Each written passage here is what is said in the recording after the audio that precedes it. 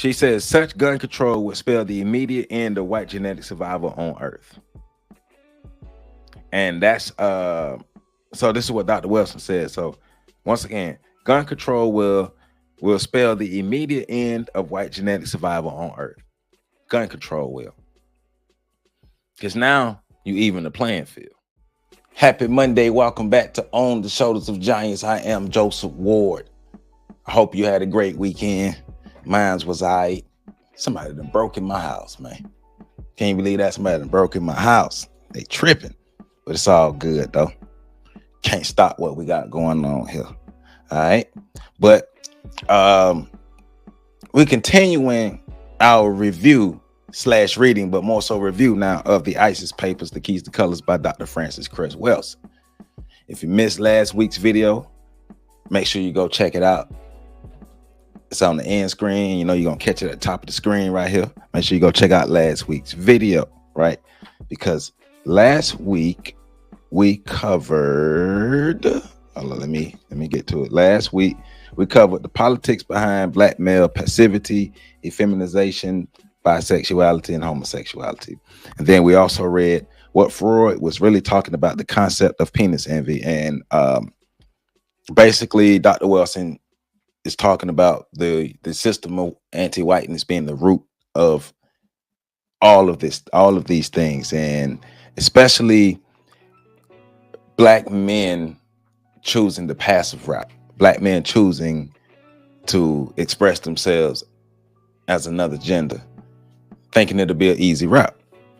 So now we're talking about more effects of the system of anti-blackness. This system of anti-blackness, talking about more effects of it, and on both sides. And that's what I like about Dr. Welsing. She breaking down the effects on both sides, how it affects black people and white people, right? So this week we're covering chapters 8 and 9, guns and symbols, and the motherfucker and the original motherfucker. And I'm gonna have to bleep all that out, but hey. So guns and symbols. In guns we trust, says the white supremacist. In guns we shall conquer, says the white supremacist. According to a man named Anthony Simpson in his book, The Arms Bazaar, From Lebanon to Lockheed, he tells us that weapon was until the 14th century synonymous with the penis. Let me say that once again. The word weapon, according to Anthony Sampson in his book, The Arms Bazaar, From Lebanon to Lockheed, a book that was published in 1977. Weapon was until the 14th century synonymous with penis, the word penis, right? There are now 25,000 handgun deaths per year in the United States of America. Remember, this article, this specific paper was written in 1975, right? So this is from the 70s, but she's saying there are 25,000 handgun deaths per year in the United States of America. The president of the U.S. in 1975 was subjected to 2 assassination attempts in the same span of 3 weeks. Handguns were the instrument used in each assassination attempt. The same president was against handgun control. Well, why is the gun so important? What's so significant about the gun? And why is the gun synonymous to the penis? Well, what is the penis? So the penis is the instrument used in the procreation of life. Well, in the sense of a system of anti-blackness, the most powerful penis, according to Dr. Welsing, the most powerful penis on this planet is the black penis. And the black penis, having the greatest amount of genetic material, i.e. melanin, has the greatest capability of genetic annihilation of any white race, because the white race has the recessive traits. So the gun is synonymous with the penis. So the black man has the big black penis. The white man has the small white penis. And the gun The big black gun that the white man holds in his hands and even wraps around his waist at the level of the phallus. It's the great equalizer. The gun for the white man is the great equalizer. The starting point for analysis is the recognition that, for better or for worse, the United States is a country with a thing about guns. Prowess with firearms was critical to survival in the frontier days. The right to bear arms is guaranteed in the Constitution. Millions of Americans regard hunting as a favorite recreation. Thousands collect guns as souvenirs. I once visited the home in Mechanicsburg, Ohio, of a prominent official. In his home, no wall was uncovered by some kind of rifle, gun, pistol, or musket. The owner, William Saxby, eventually became Attorney General. Guns are important in America. We are a pro-gun culture because guns is what the Europeans use to conquer the world. Guns is what the Europeans used to conquer the world. Guns is what we used to establish America, to take over America. Guns and cannons, firearms were used to take over America, to invade the lands of the indigenous Americans, take over and keep power. Matter of fact, think about it. We are so pro-gun, pro-weapon. Think about how many billions of dollars are spent on weapons and military. Billions. The greatest amount of the U.S. budget goes to the military, goes to protection, goes to the guns, to have the big black guns with the greatest potential to destroy, which is synonymous to the big black penis, which has the greatest potential to destroy genetically. So remember last video we talked about the white woman, when she gets a black man. According to Dr. Welsing, when a white woman gets a black man, she now has access to the most powerful penis. The white man turned into an alternative lifestyle. If he can get him a black man, now he has access to the most powerful penis on earth. But in turns, if you don't have an alternative lifestyle, then you have to be able to have that power some way. So that comes through the weapons, the guns. So the guns, like I said, the frontier days, the guns were used to establish what America was. The guns were used to run off the Native Americans, any opposition. Spears and bow and arrows and knives and things against guns, you do the math, right? Now, that doesn't mean that 100% of the wars were won by the whites, but they won the overall. So,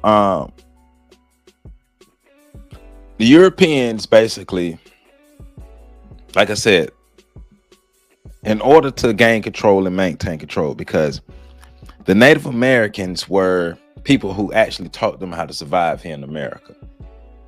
So Dr. Welsing is asking the question is, were guns really needed for survival for the European? Of course, in a humane sense, the answer is no. But in a supremacy sense, the answer is yes. The Native Americans are proof that you don't need guns to survive. You don't need guns to thrive. You don't need guns to live, because they didn't have the guns when the Europeans showed up. But with the mindset of scarcity, with the mindset of fear of genetic annihilation, I need guns because just that, I fear genetic annihilation. And I see that outside of my culture, outside of my realm, outside of my countries, genetically, I'm recessive. Matter of fact, I know, according to Dr. Welsing, I know from a genetic standpoint and a historical standpoint and a DNA standpoint that I know I'm recessive, because according to Dr. Welsing, they are the result of albinism. So being the result of albinism, understanding that from navigating most of the world, most of the known world at the time, you can see that, hey, The rest of the world are melanated. We aren't. And understanding that when we see the melanated mate with the non-melanated, we see another melanated person is created. So if we're going to survive, we need guns, because the guns are going to be the big black equalizer. So she says that the gun is the critical symbol in the subconscious mind of white peoples everywhere. The symbol is primarily operative, as are all true symbols at the unconscious brain level. Increasing numbers of black behavioral scientists are beginning to understand that the dominant thrust in what has become known as the Western civilization is right, but the guns help establish and maintain the race. Racism is the root of everything that is Western civilization. Matter of fact, Western civilization, like Dr. Welsing said, Western civilization is a synonym for the system of anti-blackness. Western civilization, America, the West, all of those words are synonymous, right? In guns, they trust. In guns, they conquered the world. And so Mark Twain, see, this is interesting. So Mark Twain it's an excerpt from Mark Twain and his essay Skin Deep from the old damn human race. And listen to this. This is from Mark Twain in his essay Skin Deep. Then there would have been the added disadvantage of the white complexion. It is not an unbearably unpleasant complexion when it keeps to itself. Think about what I was just saying earlier. But when it comes into competition with the masses of brown and black, the fact it is betrayed that it is endurable only because we're used to it. Nearly all black and brown skins are beautiful, but a beautiful white skin is rare. How rare? One may learn by walking down the street in Paris, New York, or London on a weekly, particularly an unfashionable street, and keeping count of the satisfactory complexions encountered in the course of a mile. Where dark complexions are masked, they make white look bleached out, unwholesome, and sometimes, frankly, ghastly. And that, like I said, that's from Mark Twain. Understanding that from a psychological level, they see themselves as genetically inferior. They see white as not as opulent, not as aesthetic as black, as the black skin. Thus, the jealousy, thus the hatred, thus the rage, thus the primal need to dominate, because you can take me out. If we get together and you take me out, all of this that I work for is for naught. The whole job is to maintain. The whole job is to maintain. And so then she goes on, Dr. Welsing goes on to talk about self-production and self-reproduction are not the only targets of degradation in the white psyche of the brain computer. Within the thought and the logic processes of the white psyche, the genitals themselves are degraded, both the male and the female genitals. Those parts of the anatomy and physiology that are responsible for self-reproduction, and self-reproduction, and self-reproduction, especially the white male sexual apparatus, is seen as inferior and inadequate when compared to the sexual apparatus of the black male. Once again, the small white penis versus the big black penis. The small white penis worldwide, small penises worldwide are seen as inferior. Small penises mixed with recessive genetics is seen as even more inferior. If we come in contact with other people in the world, and the other people in the world see our women as sexually desirable, they could take us out. Matter of fact, if the white men see melanated women as desirable and mate with the melanated women, they will create a non-white person. They will create a melanated person. So therefore, the idea of white purity will be tainted. If the idea of white purity is tainted, that means genetic annihilation, according to Dr. Welsing. What's the point of building all of this if it's going to fall for genetic annihilation? That's why I think I believe that there is a civil war going on between white people.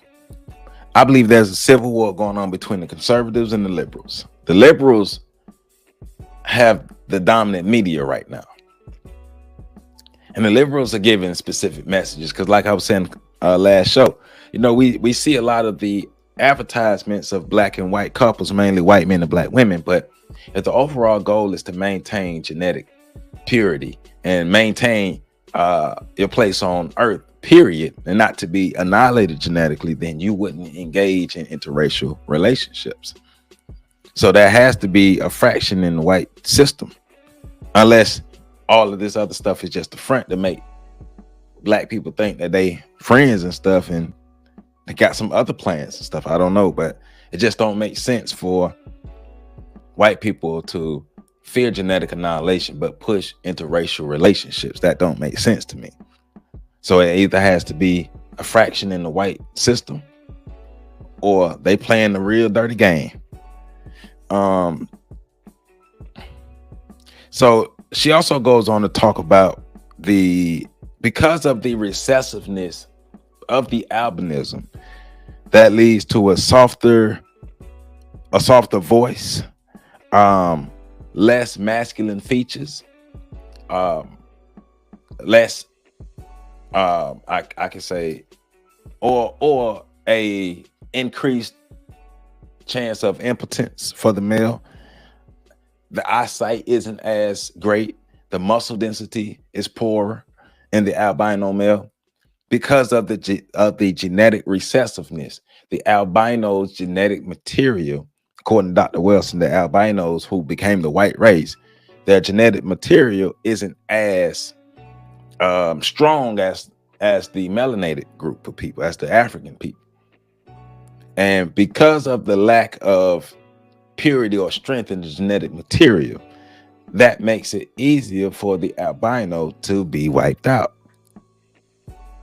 Right? Understanding this, I got to protect myself. All right. And so if a group of people see themselves as genetically weaker, but they want to dominate, they got a couple decisions to make. What choices do they have? What do they have access to? Because hand-to-hand combat, probably ain't gonna work that well. We tried that before, and they was able to take their stuff back. We tried that before, hand-to-hand combat. And shoot, we were defeated by others. We were defeated by other melanated people of the world. So maybe hand-to-hand combat might not be the best, but hey, we got these fire sticks that eventually became firearms, right? Guns, cannons, handguns, rifles, cannons, eventually Gatling guns, like machine guns, all these higher powered guns. Technology will be the equalizer. Technology will be the equalizer. I have my big black equalizer, right? And with this big black equalizer, I now have an intimidation factor. I now have something that I can use that could give me more power and more ability to face this so-called enemy. And we know the people really not enemies. They just defending their lands. But to the European, these are the enemies who are trying to impede our taking over of the world. And so since these Europeans trying to impede all that, since these Africans are trying to impede us taking over this globe, then shoot, I got something for them. Let me go to my car real quick. If we put it in modern terms, the European walked up on the black person and was like, "Hey, I want all your stuff. You're gonna give me all your stuff." And the black person like, "Psh, man, you ain't getting nothing. You ain't getting none of this." "Oh yeah? Oh yeah?" I'll be right. I'm gonna go to my car. I'll be right back. They brought a Gatling gun to a fist fight. That's the mindset that we're dealing with. Think about what I just said. We're dealing with people who bring Gatling guns to fist fight. How do you defend yourself against that? Because that's what you have to defend yourself against. They bring Gatling guns to fist fights. It's not about being fair. It's not about morality. It's not about being nice. It's not about making it to heaven. It's not about values. It's about domination. It's about winning. It's a race. It's a team sport. Keep saying that. And hit my mic, but the team sport. It's not a. He who has the gold makes the rules. Who cares what you feel like the rules should be?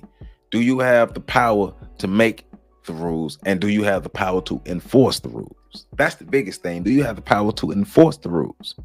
Because those who have the power are able to do what they need to do, i.e. the system of anti-black, the system of white.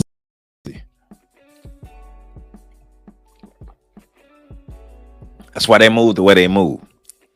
So, fear of genetic annihilation. All right. We don't fight fair because we understand, according to Dr. Welsing, they understand that genetically they're inferior. So I'm not going to fight fair. Why would I fight fair? Come on, come on, let's think about it. Let's be real with ourselves. Let's not be all Disneyland and fantastic about this.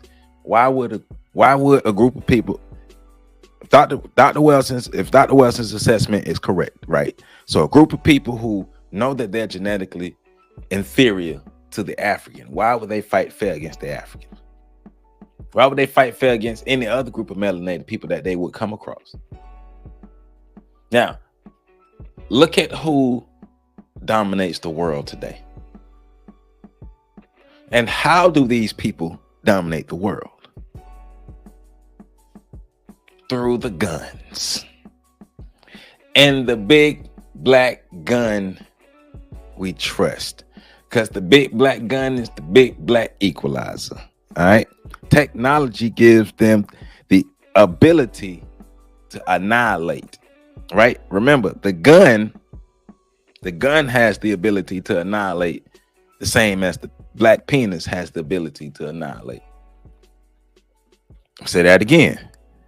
The gun has the ability to annihilate genetic material. The same way the big black penis has the ability to annihilate genetic material. Let's go further. Let's go further with the comparisons, because now she gets into the diagrams, right? She gets into the diagrams of the gun and the penis. And when you look at the diagrams, hold on, let me pull this up. Let me Google this.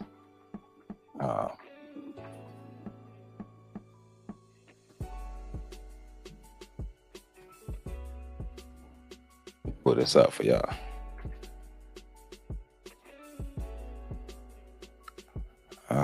Well, okay. I'll show you this picture. Let me share my screen. I'll show you this one. Let me share my screen.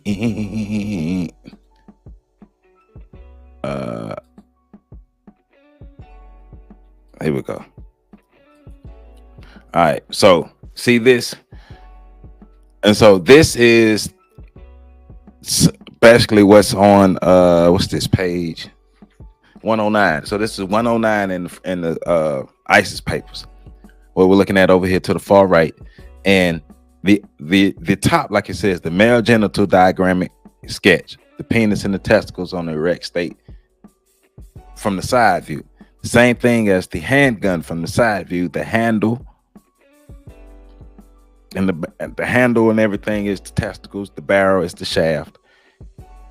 Oh, we finna go somewhere now. So like you say, in other words, the handle and the chamber are analogous to the testicles. The barrel of the gun is analogous to the penis. The bullets are the sperm contained in the ejaculate with their genetic material. The handle is the testicles. The shaft is the barrel is the shaft. and it shoots bullets. It shoots bullets like the penis shoots sperm, right? The firing of the gun function achieves for the whites the destruction of the lives of blacks and other non-white people. The same way the firing of the penis, the ejaculate, could cause destruction for white people. The gun became not only the weapon that developed technology to ensure white genetic survival, but it also became the symbolic white penis. It became the big black penis became the big white penis, i.e. the gun. The gun became the white man's equalizer. Now we can take over the world. Now we can feel good. Now I feel big and bad. And she also talks about how a lot of the guns are black. They're big black, literal big black guns. This stuff runs deep, man. This stuff runs deep. There's always a reason to the behavior patterns of people. People don't just wake up and do stuff. There's always a reason to the behavior patterns. So she also goes on to talk about how white people refer to themselves as the son of a gun, right? The son of the gun, the son of the penis, the son of a person who has the power to destroy. You're a son of a gun. So, and she says that the phrase son of a gun, it depreciates the white male genital apparatus that fathers white people with their genetically deficient state of albinism. All right. The son of a gun, because they're recognizing that I need this gun to empower myself because we harbor such, in their minds, weak genetic material. And then she also goes on to talk about how, since the gun is the equalizer, got to remember that the gun is the equalizer. It's the equalizer. There's a Western expression that says God did not create all men equal, but Colonel Coke did. And Colonel Coke goes into talking about the creator of the Colt 45 pistol. Think about, this is what Dr. Welsing wants us to do. Dr. Welsing wants us to think about this. Think about the words that we use and why we use them. Why do we use the words we use? Why do we use the certain speech patterns and expressions and things? And what do these expressions mean? Historically, how are these expressions connected to us? Are we saying things just to say things? Or are there real meanings behind these words? No, there are real meanings behind these words. There's real history. There's real etymology behind this, and the whole thing that you could trace to why we say what we say and how it connects to our psyche, and even on an archetypal level. All these things matter. Think about it. God did not create all men equal, but Colonel Coke did. I understand that I'm recessive. But when I have this weapon in my hand, I'm no longer recessive, because now I have the ability to wipe you out. So now we're equal. Now without the gun, it is what it is. We know who would win. We know who was winning. We know who was dominating the world. But with the gun, with the weapons, with the cannons, with now the guns, the cannons, the pistols, the machine guns, the bombs, the Gatling guns, the tanks, all of those things, atomic bombs. There's an arms race. The arms race are racing for the biggest penis. The arms race are the race to have the biggest, baddest penis. Hey. And so even the cannon, right? Like I said, the cannon, think about the anatomy of the cannon. The wheels is literally the wheels and then the actual barrel of the cannon. The wheels and the barrel of the cannon. Turn to the side. The wheels and the barrel of the cannon. The wheels and the barrel of the cannon represent the penis. The big, explosive penis with the cannonballs, with this potential to destroy. Knowledge and understanding of these symbols will make clear the meaning of the Washington Monument, she goes on to talk about, right? The Washington Monument in proximity to the Jefferson Memorial, and look from the side or at a specific view, looks like a penis with testicles. Hey, so you know what? So I know, looking back now, I know my light switch been on from a very young age. I just couldn't articulate this stuff. My light switch been on. A lot of this stuff, a lot of the information that I'm coming across and the information I'm reading for now as an adult is confirmation of things that I thought when I was young. I just thought I was, I would allow people to convince me that I was either nasty or just off or just crazy or something. Because I would see the phallic symbols. I would see the phallic symbols around my city. And people would tell me I was just being a nasty little boy. But reading the ISIS papers, when I read the ISIS papers in college, it let me know that I wasn't just a nasty little boy. All right, so in my city here in Tallahassee, Florida, we have a street called Appalachia Parkway. Appalachia Parkway is the street that runs directly into the front of our Capitol building. So when you hit a certain point coming up at Appalachia Parkway, you can clearly see the tall building, the tall new Capitol, because there's a new Capitol building and the old Capitol building and some domes that sit on the side. So when you get to the right point, you see the tall Capitol building, and the two domes on the side. You see the tall building with the two domes on the side, and at the perfect angle, you can see the phallic symbol.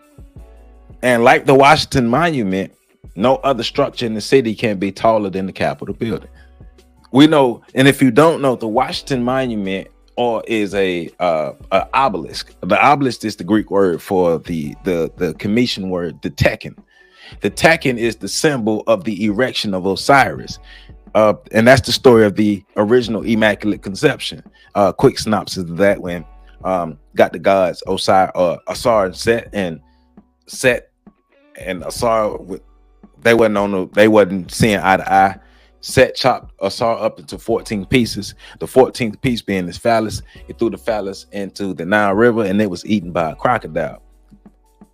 Asar's wife, Aset, found out that her husband was killed and chopped up. She turned herself to a hawk, flew around the world, and assembled all 14 pieces. Well, she found 13 pieces. She found every piece except the 14th piece, the phallus.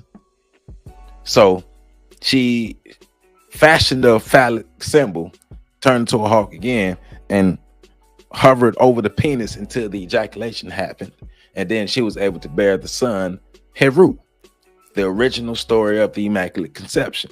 And from there, you get the symbol of the tekken, which is the eternal erection, which led to the Immaculate Conception, which is talking about us uncovering the horse in all of us. But that's where the Washington Monument comes from. So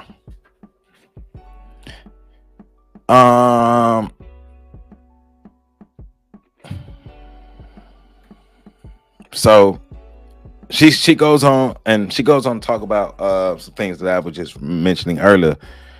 Going back to the gun culture, America being a big gun culture, America being a big weapon culture, and then a lot of the language that we use. I don't think a lot of people understand how much culture affects language, and culture affects how we think, walk, talk, and act, and all these things here. So like I said earlier, referring to ejaculation as shooting off. Basically, the firing of the gun and the firing of the ejaculation, the busting off, shooting off, popping off. And think of a lot of the slang that we as black people use when it comes to referencing our phallus, or even comparing our phallus to a gun. That's because of the assimilation into the white culture and the conditioning, and then our own assimilation into the white culture. The way we look at sex and sexuality is straight perverted. It's so perverted that you could barely say the word sex here on YouTube. Even though this is for educational purposes, though. So,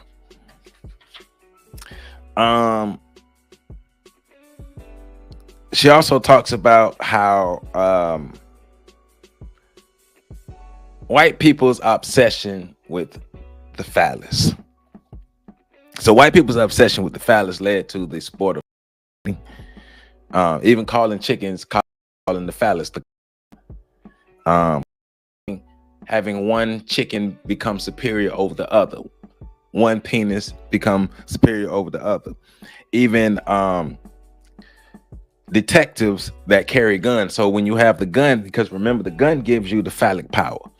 And so the detectives that carry the gun go into the private dicks, or the private eyes, the private dicks, and led to the character. For some of y'all young folk, y'all might not know about it, but in the late 80s, it was Dick Tracy. Dick Tracy was a private detective that was known for fighting these other bad guys. And, you know, he had the gun, but the gun is the equalizer. But the fact that they call him Dick Tracy, it's the obsession with the phallus. There's white obsession with the phallus. In the big black gun we trust.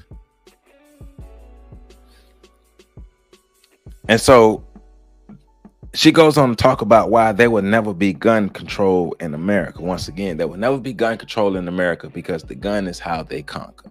The gun is how they gained the position of power. The gun is how America became America. So there will never be gun control, because gun control will be the castration or the controlling of the white men.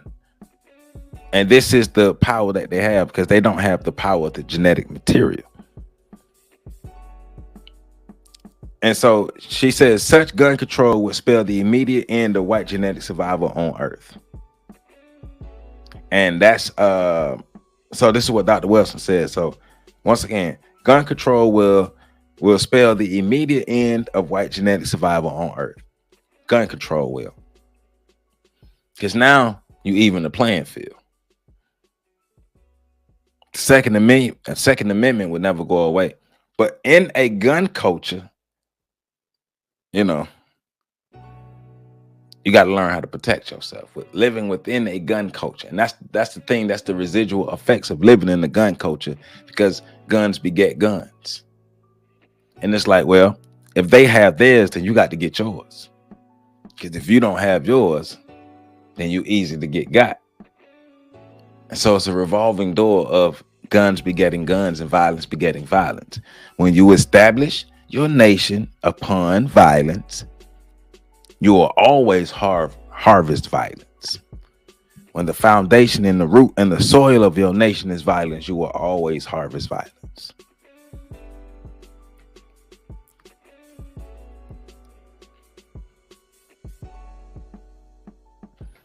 Gun control will represent castration that never give up their guns, because we have a culture of violence.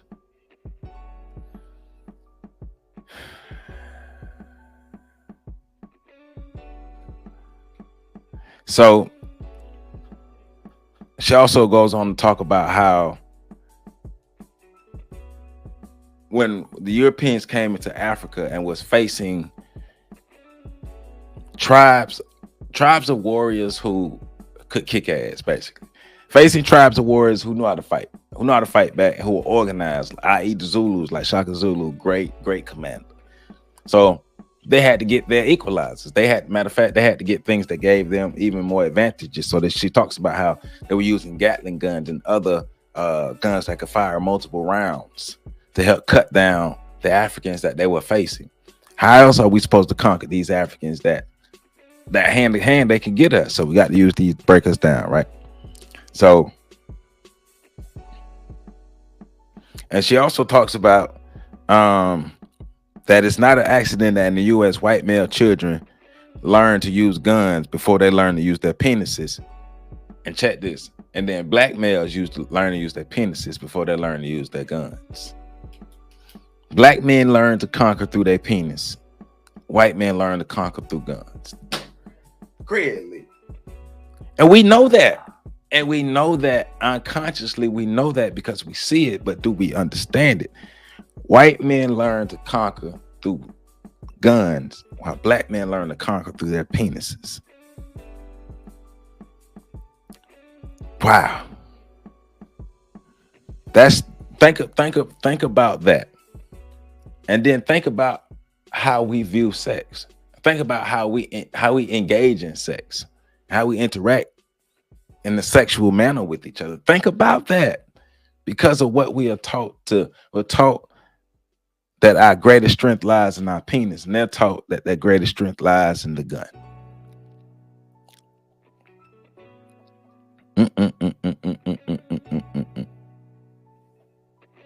And also she talks about, she was in a lecture, and more phallic symbols, because I've always saw this. You know how you see in the movies where it's usually set somewhere in London, and the dude with the classic British villain accent, and he got the big long black umbrella with that deep curve in it. Why do they always have the big long black umbrella? Well, that's their phallic symbol. And that long black umbrella is usually a weapon. The sword is also a phallic symbol. Don't forget about that too now. The sword and the cross. When we was reading, we talked about that. You know, we can't go back to the reading, but when we was reading, we talked about that. The sword, the intersection, the sword, the phallic symbol. That wasn't a great cross, but the phallic symbol. The sword is also a phallic symbol. The umbrella is a symbol of both the sword and the phallic symbol and the phallus. And like I said, sometimes those umbrellas are weapons. So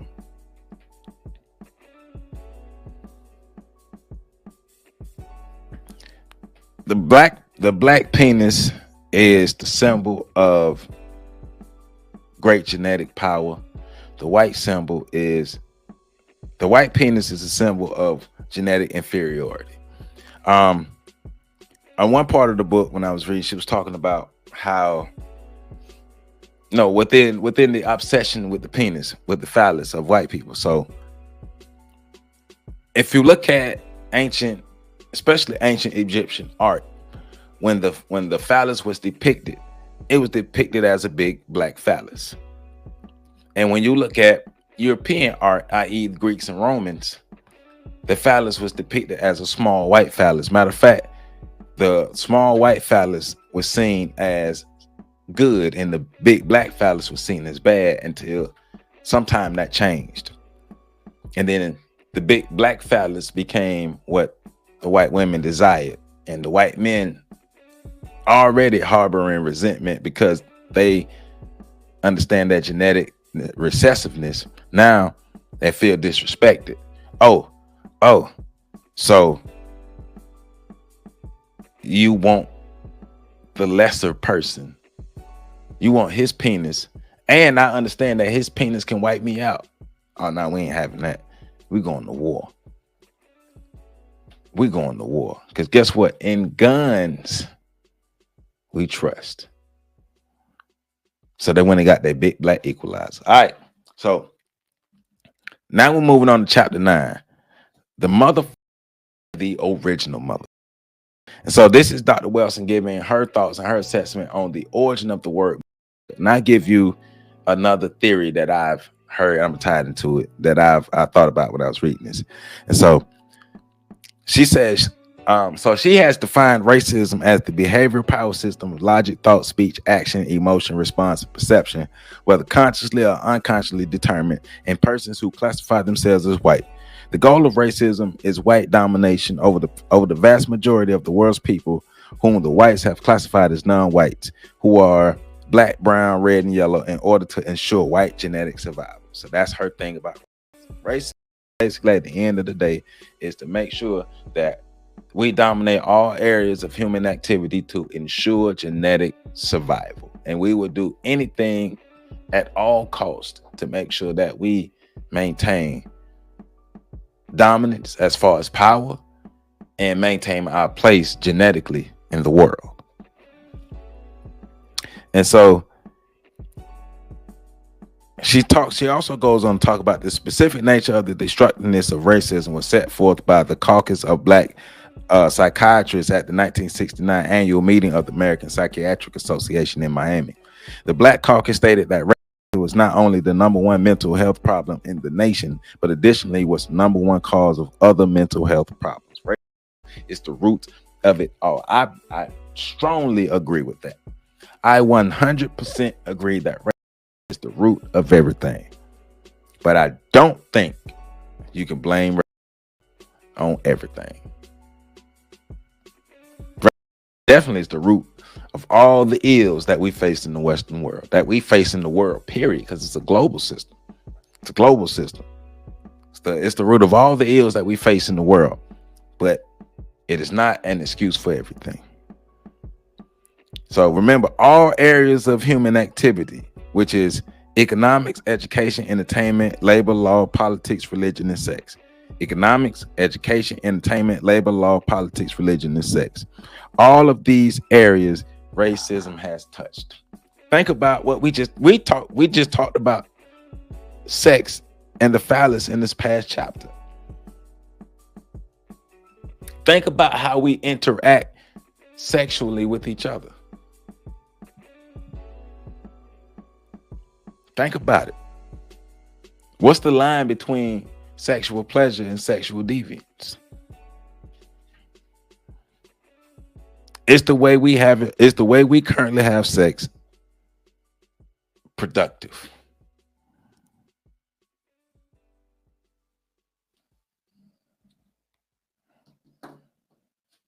So those are things we got to start thinking about.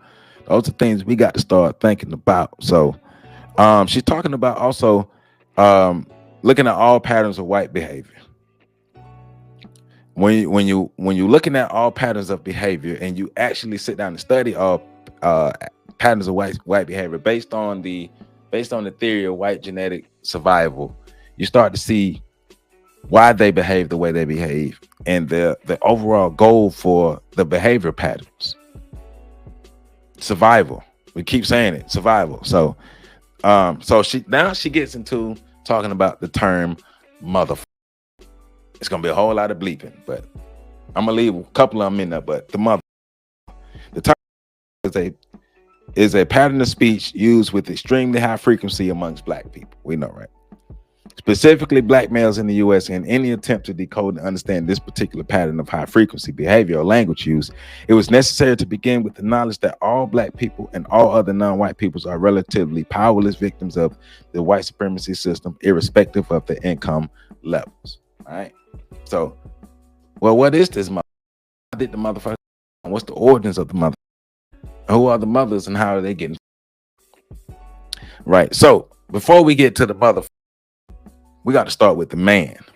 So there's a term. Hey man, hey, Dr. Welsing, man. Whoa, she be going deep. All right. So before we get to the motherfucker, we got to start with the man. Who is the man? That's a term that we don't use it as much anymore, but especially coming into for like the 70s through the 90s, we call white people the man, especially the white police officers. They was the man. She talks about the TV show Chico and the Man, but just in the hood, the man, when we said the man, everybody knew you were talking about white people. Now check this. Remember, there's a hierarchy in society. There are roles and that people fall into. So you're either the man, the mother, the boy, the girl, or the baby. Once again, you're either the man, the mother, the boy, the girl, or the baby. Okay, so the man was already assigned to the white man. So black men can't be the man. The mother, the black man can't be the mother. Or can he? We don't know yet. Now, what was assigned to the black man was the title of the boy. Remember, white people like to call, used to really love, still do, really love to call black people boy. Hey, boy. Hey, boy. Boy this and boy that. Boy, boy, boy. They call him boy. Used boy as slang, right? And as a word to call the black man. Of course, the black man pushed back on that. Nah, I'm not a boy. I'm a man. But that man spot is already occupied by the people who dominate the world. Now, the think about the language. She also goes in and talk about the language that we use when we talk to each other. So we call each other baby. We will say that our women are our women, or we would say the black woman that we're with, that's my woman, or that's my girl, that's my baby. Now, she will say that's my man, but we know who the man is. And so you even have, coming to the alternative lifestyles when some of the black men are the mothers, are the girls, all the babies, all the mothers, right? Alternative lifestyles, right? But she's talking about the titles that we use, and that goes on to remember the opening scene of the movie Baby Boy. The house is the crib, because it's arrested development. That's basically what she's talking about, arrested development. The house is the crib. For this black man, this house is the crib. I'm with the woman, but I'm the boy. I'm the baby. Matter of fact, I'm the baby boy. That's my behavior pattern of the baby boy. The baby boy doesn't grow up. The baby boy can't protect his community or himself. The baby boy can't be productive. Yes, the baby boy is in the state of arrested development, and the baby boy will not grow because the baby boy has no ambition to grow. It's a baby. She's an adult with a baby mindset, but that's the extent of the system of white supremacy. So those are things that we have to break. You can break the chains. Don't let anybody tell you that you can't break the chains. You can't break the chains. So when the use of the word boy was no longer the term of common reference of black males by whites, black males began to refer to themselves as baby. For until most recently, with the changes in dress and clothing styles, most black males deeply resented any reference to themselves as girl or women. But the recent style changes towards high, and remember, this is in the 70s. This is in the 70s. The recent style changes towards high-heeled shoes, curled hair, hair curlers, braids, earrings, bracelets, necklaces, pocketbooks, midriff tops, cinch waist pants, etc. The many black males have adopted now suggest that there is a developing tendency widespread amongst black males to not mind consciously or unconsciously for being mistaken as a girl or a woman. And we see that happening again. Dr. Welsing, she wasn't a psychic. She paid attention. She understood behavior. Dr. Welsing wasn't a psychic. Dr. Welsing was a master student and a master teacher. She understood behavior. When you understand behavior, you can see what's coming. So she also says, however, at present, the term baby is a fully accepted appellation for black males in reference to one another.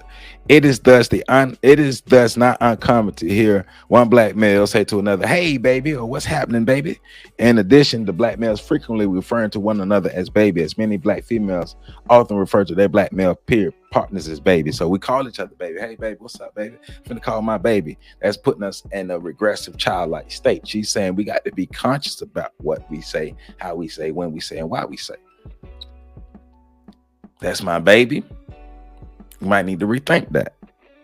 We might need to rethink it.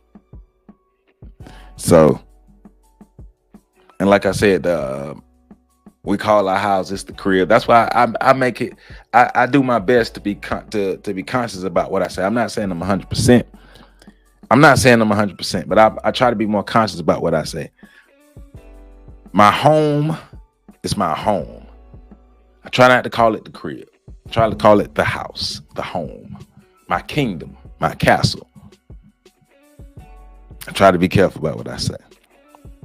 So she also goes on to say, the brain thus computes an adult male who refers to another adult male as the man, meaning the only man, to himself as a baby, to the woman he's sleeping with as mama, to the place where he sleeps as a crib, will call himself or any black male reflection of himself a mother. So in this sense, the black man being, because he's having sex with the mother, the woman, the mother. Now, on the end for the white man is the mother because he's having sex with the black woman who's the original mother. So she says, and relative to the white male, the black male is a powerless baby. All babies everywhere are powerless compared to the adult males of men. Motherfucker is therefore a profound political statement as it addresses itself to an existing specific set of power relationships, namely the white male's continuing dominance over the black male. And so this is all a power relationship. Once again, this is all a power relationship. The black man is the motherfucker because he gets a chance to have sex with the black woman, who he calls the mother because that's how he sees them, because he's in a subservient position, seeing himself as either the baby or the boy. Baby boy. Brilliant, right? Brilliant. John Singleton, I see you, man. John Singleton, I see you. It all makes sense. It clicked. I ain't gonna front. Just me saying that, because I recognize the use of Dr. Welsing's work, but then just saying this, because when I was reading it earlier, it didn't click. But Baby Boy, that's why the title of the name of the movie is Baby Boy, because, and then remember, Jody had Arrested Development.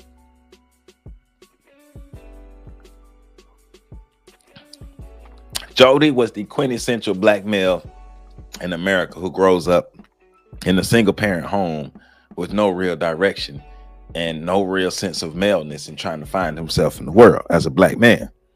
He gets treated like a child by his mother in society. The baby boy with the Arrested Development. So, like I said, the motherfucker, as far as when it comes to the white man, is the white man being able to have sex with the black woman. The white man returning to the original mother, being able to mate with the original mother, makes him feel even more powerful. Not only have I conquered the white woman, but I've conquered the original woman. And remember, even the black woman being the mother figure of white children during slavery. The black woman being the archetype of the mother of humanity. So according to Dr. Welsing, the white man is when he gets a chance to have sex with the archetype of motherhood and femininity, which is the black woman. The black man gets the chance to be the black man is when he is in that Arrested Development stage having sex with the black women, because he's in this baby boy state and the black woman is in this mother state. Because the black man in this Arrested Development under the system of white supremacy could never be the man. He could either be the baby or the boy. Now, there's another theory, and that theory is talking about how during slavery and the breeding farms, how black men or black boys or black men period were forced to have sex with their mothers to breed on the breeding farms. And that's another theory of the origin of the word or the concept of the we're going to call these people, because that is a common word. Motherfucker, a common word in the black lexicon and the American lexicon. And so, but just think about all the theories though. I'm not comparing the theories. I'm just throwing them out because both could be pieces of the puzzle. I think both have validity. I really believe both have validity. The white man wanting to be able to unconsciously or consciously reconnect with the archetypal mother, and the black man being forced to have sex with his mother, or the black man, because of his arrested development and because of the system of white supremacy, when he's having sex with the black woman, he's having sex with the mother, thus becoming a motherfucker. Because he would never be the man under the system of white supremacy. This is deep, man. This is deep. The psychological job is deep, but it's a clear understanding. Now, I believe this information should be paired with the historical information. The history won't make sense if you don't understand the psychology behind everything that happened. If you pair them together, to me, in my opinion, it helps you gain a greater understanding. It sheds more light on the why of everything. The psychology behind it is going to help you understand the why of the things that you're reading in history. So you might read the way that white people tortured and treated black people. And so you might say, well, why did white people treat us like that? Well, fear of genetic annihilation. It's a psychological reason why they move the way they move. Fear of genetic annihilation. According to Dr. Francis Cress Welsing, the fear of genetic annihilation. So because of this fear, the understanding of genetic inferiority, the understanding of genetic recessiveness, and the understanding that the majority of the world is non-white. So we have to strike first. Like I said last week, we have to strike first, and we're going to keep striking, because what we cannot do is allow the rest of the world to dominate us. And that is based off of the white insecurities, not based off the white realities, but based off of white insecurities because of that genetic recessiveness and that genetic weaknesses. In a nutshell. So that's why they trust guns and they conquer through guns, and they became some. Dr. Welsing stayed dropping gems. Dr. Welsing stayed dropping gems. So y'all know we're gonna come back next week. Knocking out chapter 10, 11, and 12. Probably do 10, 11, 12, and 13 next week. So let's get to reading 10, 11, 12, and 13. Hopefully, I don't have any unforeseen circumstances. I would have read more than 2 chapters for this week, but I had to work late every day. And then the day when I did have my free time, the days when I did set aside for my free time so I could prepare for my show, somebody decides to break into my house. And now I got to spend the most of my day cleaning up and making sure I secure my home, because somebody decided to break into my house. Hey man, hey, I guess they say that's how you know when you on your path. That's how you know when you're moving towards your purpose, because you get things happening to try to break you down, try to stop you, try to slow you down, but you got to keep moving. You got to keep moving. So that's just another confirmation that I know I'm on my purpose and I'm doing what I'm supposed to do, and just even more success is in my future. Nothing gonna stop me from being able to help my community the way I want to help my community. Ain't nothing gonna stop me. So that's how we do it around here. On the Shoulders of Giants, www.ontheshoulders1.com. You see the website at the bottom of the screen, scrolling at the bottom of the screen. Check me out. You want to support me on Patreon, patreon.com/OTSOG. Like this video, and catch y'all next Monday. Peace out. Love y'all. Catch the next video.